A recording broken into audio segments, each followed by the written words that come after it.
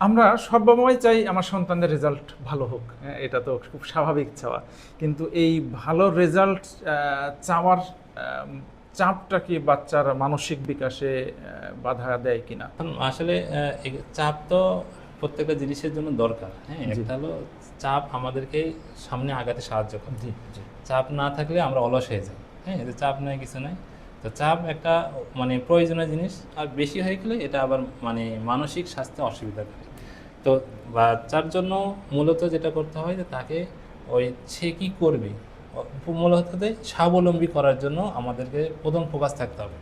সেজন্য নিজের কাজটা বোঝে। এই জন্য ছোটোবেলা থেকেই তার নিজের কাজ, অর্থাৎ পোশাক পরা, খোলা, ব্রাশ করা, এই কাজগুলো যখন আমরা তার দায়িত্বে ছেড়ে দিতে পারি, যত তাড়াতাড়ি পারি, নিজে হাতে খাওয়া, হ্যাঁ, তো এই কাজগুলোর স্টেপ বাই স্টেপ পড়াশোনা কিন্তু পরে আসছে, 6 বছর বা 5 বছর পরে আসছে।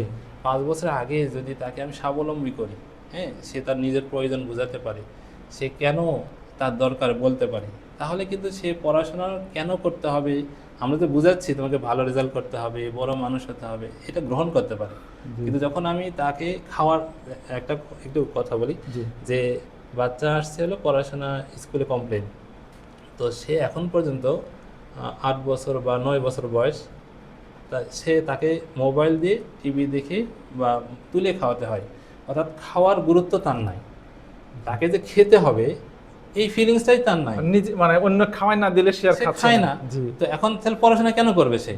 পড়াশোনা তো আরো অ্যাবস্ট্রাক্ট জিনিস, ওটা ভবিষ্যতে আরো 20 বছর পরে লাগবে কাজে, আমার কি কাজে লাগবে? সেটা তো গুরুত্বই বুঝবে না। এখন আমার প্রতিদিন আমি খাই, এটার গুরুত্বই তার মধ্যে আমি তৈরি হয় নাই, যে কারণে হোক, তখন আর পড়াশোনার গুরুত্ব কোথা থেকে আসবে?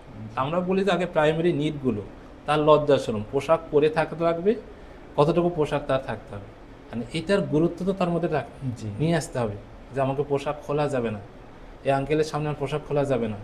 হ্যাঁ, তো এইটা যখন ফিলিংসগুলো তৈরি হয়, পড়াশোনা যখন আমি বোঝাবো, তখন অটোমেটিকভাবেই তার বুঝটা নিতে সহজ।